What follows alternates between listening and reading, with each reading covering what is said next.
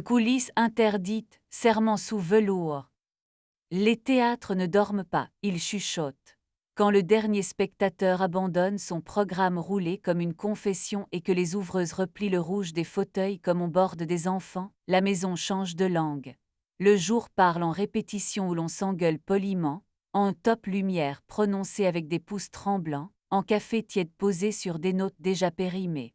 La nuit parle en ric-rac de poulies qui digèrent les décors, en grincement de praticables qui réclament un baume, en respiration longue que la servante s'étend. Je m'appelle Anaïs, régisseuse générale au théâtre Lysandre, palais de briques et de miroirs qui a juré fidélité aux caprices. Mon royaume tient dans un talquis qui connaît mes soupirs, une console dont je touche les fadets comme on touche une nuque, une boîte de gaffés qui me sauve la vie plus souvent qu'un manuel, et un tiroir de superstition, craie talc, fil de monofilament chapardé à un machiniste, feutre argent avec lequel j'écris sur mes gants ce que la mémoire sacrifie dès que le cœur prend la tangente. Je sais, au bruit de la trapse, que mon mari, alors, écrivait sur les scènes comme on écrit sur une peau qu'on ne mérite pas, avec talent, avec impudeur douce.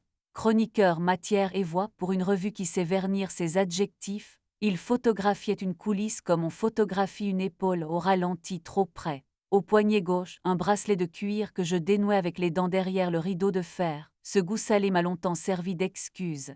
Les mercredis, si le planning de l'enfer acceptait d'être humain, il entrait par la porte des artistes. Le premier s'y n'a pas crié, il a clignoté sur la console de sécurité, issue scène gauche d'Oreld 7S, à 01H18, la caméra du couloir des loges eut une bouffée blanche avant de retrouver sa bienséance, comme un œil trop près d'un phare.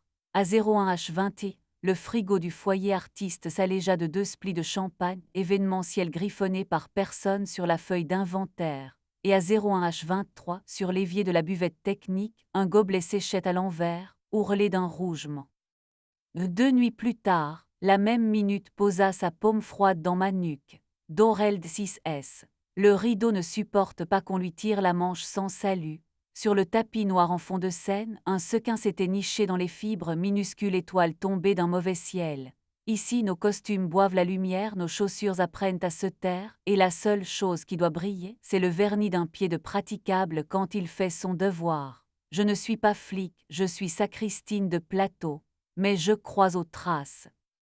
J'ai fait ce que font les femmes qui savent qu'une preuve propre vaut mieux qu'une colère parfaite. J'ai déposé des baisers invisibles là où les fautes posent la main. Une virgule de talc sous la barre d'issue scène gauche. Une caresse de craie sur l'interrupteur qui commande la nuit plateau parce que l'obscurité se croit souvent maîtresse des lieux. Un trait de feutre UV derrière la régie son, exactement là où un pouce pressé cherche le silence. Et au ras du seuil entre la fosse et la scène, tendu à 2 doigts du sol, un fil de monofilament emprunt. Elle portait un nom de rideau, Ava Carmine, influenceuse de Vise en loge, actrice quand ça lui chante, propriétaire d'un sourire dont la facture s'est perdue dans un festival.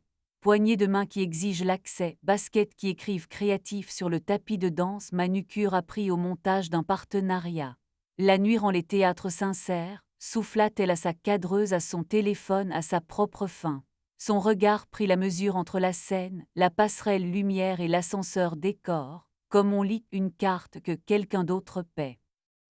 Marc posa la main sur mon cahier de conduite comme on pose un couvercle qui se croit diplomate.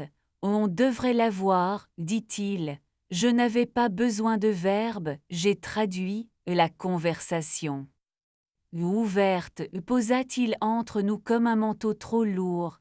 Pas de chaos, pas de cruauté, personne de ta troupe, personne qui me paie. On se prévient avant, pas après, protection comme des adultes, nous d'abord, notre lit comme frontière. Lysandre, il embrassa la salle du regard, reste sacré. Je fis ma liturgie nerveuse de blagues sur mon rôle de gardienne des poulies. Sa bouche éteignit ma liturgie avec une douceur presque administrative. Nous avons signé sur peau, faute de papier. La servante, au milieu du plateau, brillait comme un témoin consentant. Le matin me rendit mon fil, roulé en boucle morte contre la lèvre de Seine.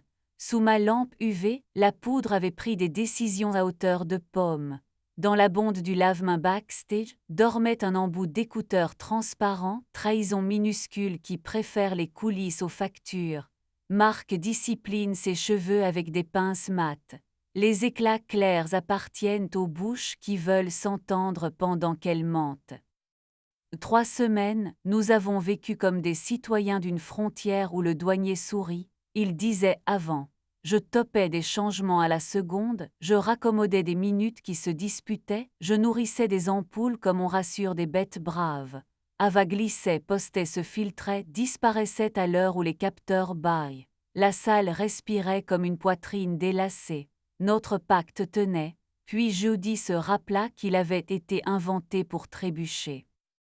01H18, Doreld 9S, 01H21, Bouffée blanche, 01H23, Fiole fantôme mène sur l'inox. Sur l'écran du poste, une silhouette se pencha à peine hors champ pour refaire un lacet près de l'ascenseur décor avec la gravité de ceux qui rêvent d'archives. Je n'appelais pas la sécurité, elle préfère les scènes aux solutions. J'ajustais un contrepoids qui s'obstinait à chanter faux, j'essuyais ma jalousie sur un chiffon microfibre. Je dis à ma colère d'aller s'asseoir sur le banc des machinistes. Nous nous sommes séparés avec la compétence qu'on réserve aux intempéries. Marc prit un 2 pièces au-dessus d'une librairie où l'odeur de papier neuf change la météo du matin. Il emporta la bouilloire qui siffle juste. Il me laissa notre mug fêlé, une chemise où j'aimais sa main, la clé d'un tiroir plein d'anciennes feuilles de salle, reliques professionnelles, mauvais talisman. Déteste-moi propre, dit-il. Sinon, range-moi dans un tiroir qui s'ouvre peu. J'étiquette bien, répondis-je, et je rangeai ma main, et ce qu'elle savait encore, dans un tiroir sans bruit. Le travail me reprit par le col. Un chorégraphe confondit changement rapide et miracle, je lui offris une minute de plus Pluton qu'un sermon. Une habilleuse trembla devant un corset qui refusait sa diplomatie, je lui appris la vitesse qui répare lente.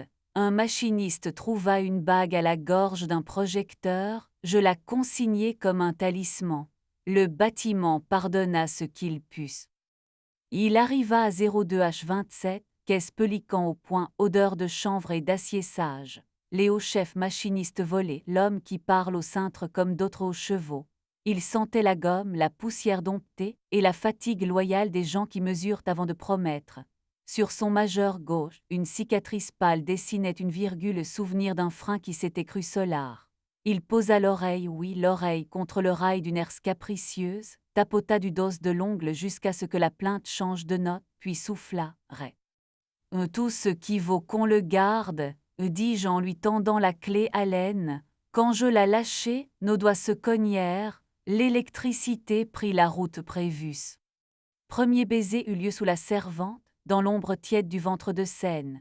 Nous avions coupé un rang de néon pour inspection de volée, assez vrai, laissant les veilleuses des couloirs jouer aux lucioles disciplinées. Léo posa sa paume sur mon sternum avec la précision de ceux qui lisent un souffle à travers une veste. Je glissai ma bouche au bord de sa mâchoire, juste avant l'oreille, ce territoire où le souffle choisit sa langue, et les décors sages gardèrent leur équilibre pendant que nous perdions le nôtre. Il garda les yeux. Avec Léo, la précision portait la chaleur comme un peignoir de loge coupé juste. Il aime mon pouce posé sur la veine à l'intérieur de son poignet, mesure sans jargon. Il aime ma lenteur dans un monde qui trafique l'instant.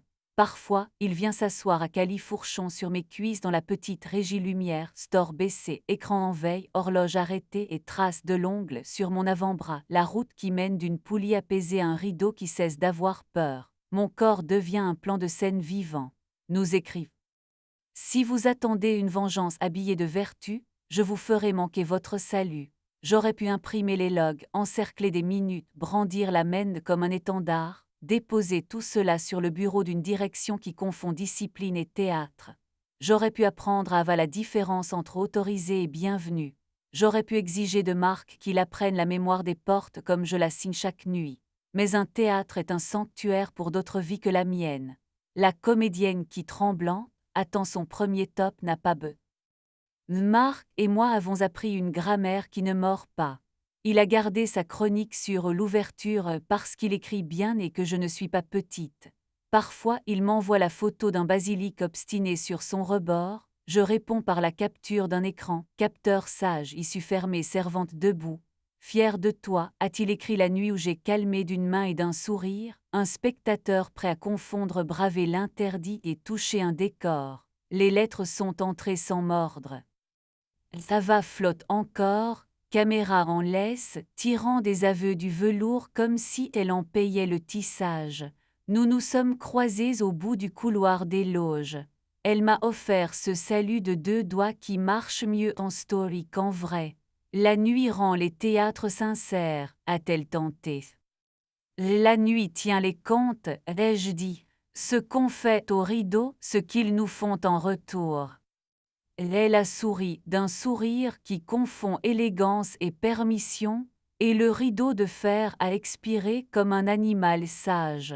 La maison a repris sa respiration. Les nuits ont repris leur honnêteté. Une habilleuse a rendu à un corsage la respiration qu'il avait perdue, je lui ai prêté mes mains, pas mes larmes. Un jeune régisseur a appris à poser un top comme on pose un secret, je lui ai offert un café et la phrase qui sauve, laisse-lui la minute. Une alarme fumée a hésité, puis s'est souvenu de sa promesse. Le bâtiment a pardonné ce qu'il a pu. Il m'arrive de m'assoupir sur la banquette de la régie à une heure que mon téléphone appelle incongrue. Si le tibia de Léo repose lourd sur ma cuisse, virgule exactement à la place où la phrase la voulait, je pose la main le long de sa gorge et j'attends le petit soulèvement qui signifie oui. La différence entre une fin et un aboutit à une température, une odeur de corde chaufferette et de poussière sage, et un goût de silence qui n'a plus peur. Ma paume la lit mieux que ma bouche ne saurait la vendre. Des mois après que le talc a regagné sa boîte, la Fondation a organisé la nuit des plateaux, un gala où l'on baptise la générosité dans des verres trop fins. J'ai porté du noir l'uniforme qui pardonne aux projecteurs quand ils mentent. La chef des mécènes m'a demandé, sans dire Léo, s'il était doux. Nous savons désormais offrir les prénoms comme des fruits, pas comme des pierres. Il est exact, ai-je dit. C'est le mot de ma religion, tendresse avec Manuel. Marque est passé, bracelet que mes dents reconnaîtront toujours. Sois bonne, a-t-il dit, pas bénédiction, consigne. Nous avons touché nos verres d'eau, l'eau garde les mains honnêtes et chacun a regagné sa loge. Les théâtres ne font pas la morale. Ils font des feuilles de conduite, des rappels de sécurité, des 1000 petits gestes conçus pour que des inconnus ne brisent pas leur nuit contre des promesses trop fines. À la jeune régisseuse qui glissera la tête dans ma régie, yeux trop grands, et me demandera quoi faire de la partie du travail qui refuse la procédure, je dirai ce que je me dis quand une coulisse m'offre une scène pour mon orgueil, consigne, respire, décide, garde le sanctuaire sacré, ne demande pas au mur de porter ta rancune, garde si tu dois. Avant l'aube, je prends ma dernière ronde comme un hymne appris avec les pieds. Je passe la main sur le velours du rideau, vieille peau fidèle. Tout vert, je dis aux voyants manière différente de parler depuis l'endroit derrière mes côtes. Les petites ailes délivrent leur petite vérité. J'éteins ce qui doit dormir. Je tourne une clé, toute une profession pliée dans un clic, et j'ouvre la porte côté cour. Parfois, Léo est déjà là, crayon derrière l'oreille, odeur de chanvre sage et de sommeil rendu. Il pose sa paume sur mon sternum comme un artisan qui fait confiance à son oreille. Je pose la bouche sous la sienne, là où le souffle fabrique la seule langue qui n'a besoin de personne.